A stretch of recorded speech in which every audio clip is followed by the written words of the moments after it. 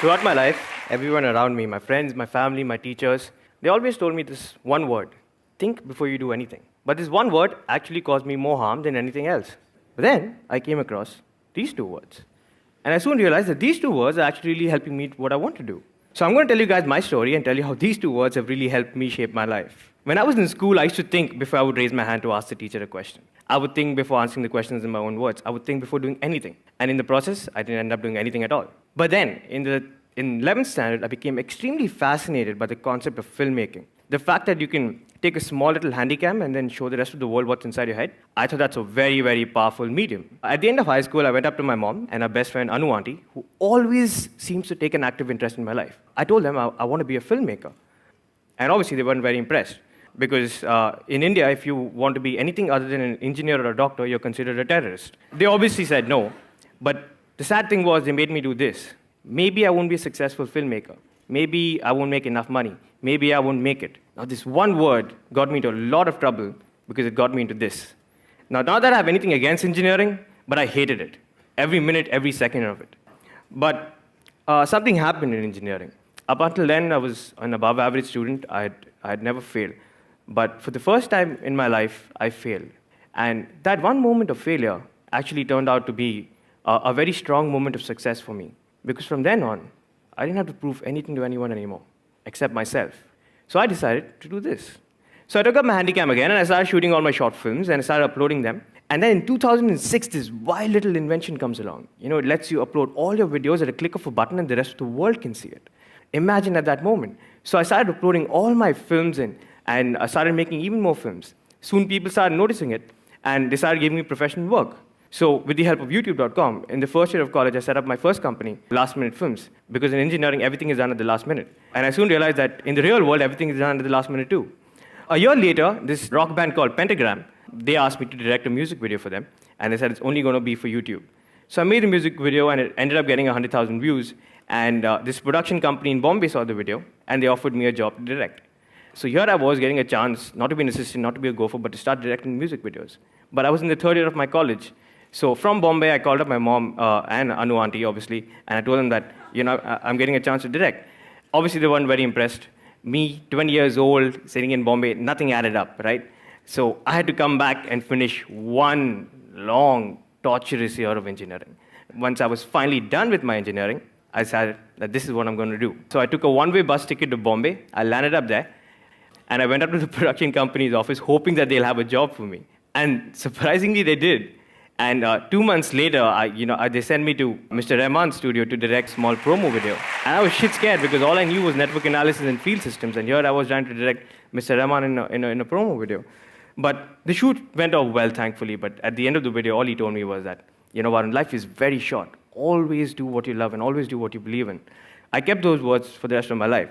A couple of months later, I was directing a music video for Shankar Ehsaan Loy. The star of the music video was one of India's biggest actresses, Preeti Zinta, and she refused to believe I was the director. I was 20 years old and I looked 15, and she definitely didn't buy it, and you can see from the picture, she definitely doesn't look happy with me trying to direct her. But after I directed this video, I realized that, I really wanted to do something on my own. So I came back to Bangalore, and that's when accidentally, the second part of my life started. And it started somewhere like this. So I believe all great business artists are born when you're drunk, because when you're drunk, you have no inhibitions, right? And anything is possible. So me and my friend, we're sitting in this bar, and we're getting drunk, and we're starting to miss our high school. So we passed out of this school called Bishop Cottons, and we were called Cottonians. So we were like, you know what? We should get sweatshirts with the word Cottonian written on it. But we were drunk, right? So anything is possible. So we were like, dude, why not this for every school and college in this country?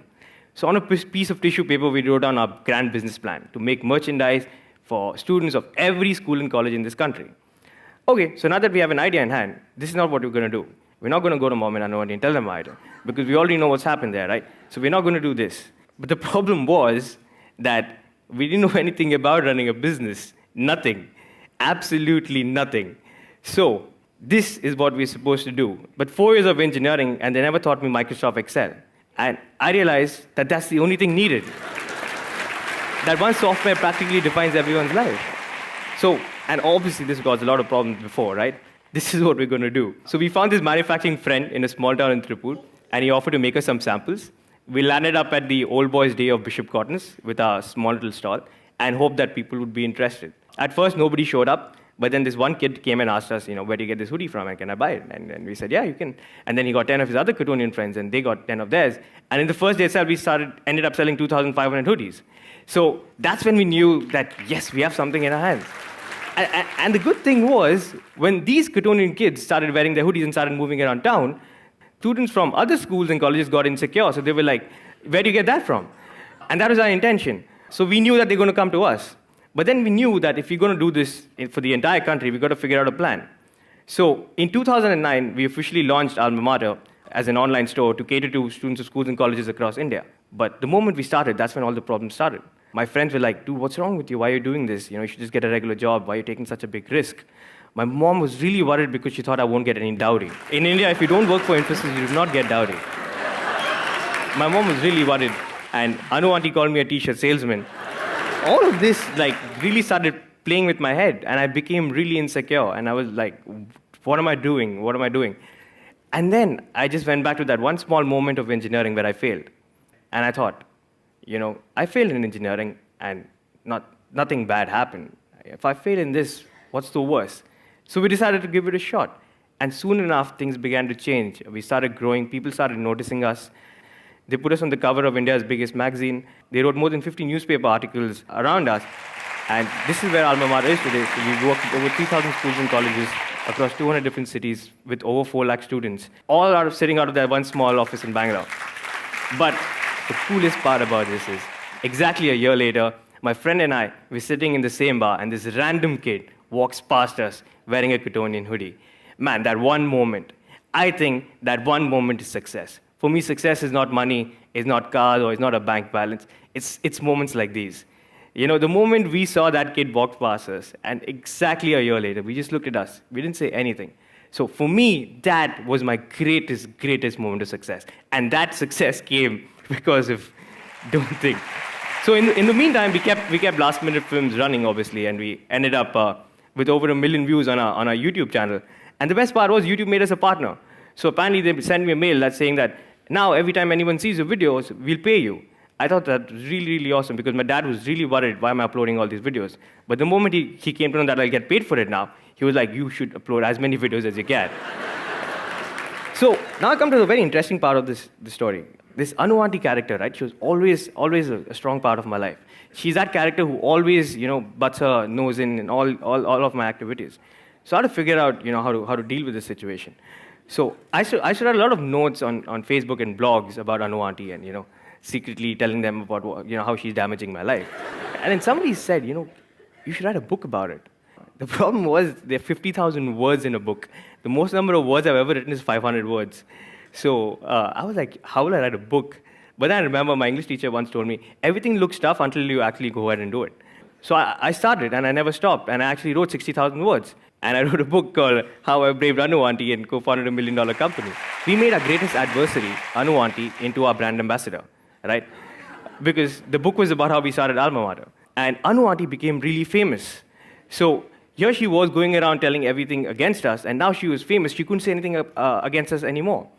But the most interesting thing about the book was we were bootstrapping, right? So we never had money to market our company. So now somebody else is marketing our company and paying us. You get paid for marketing. I never thought that a concept like this could exist.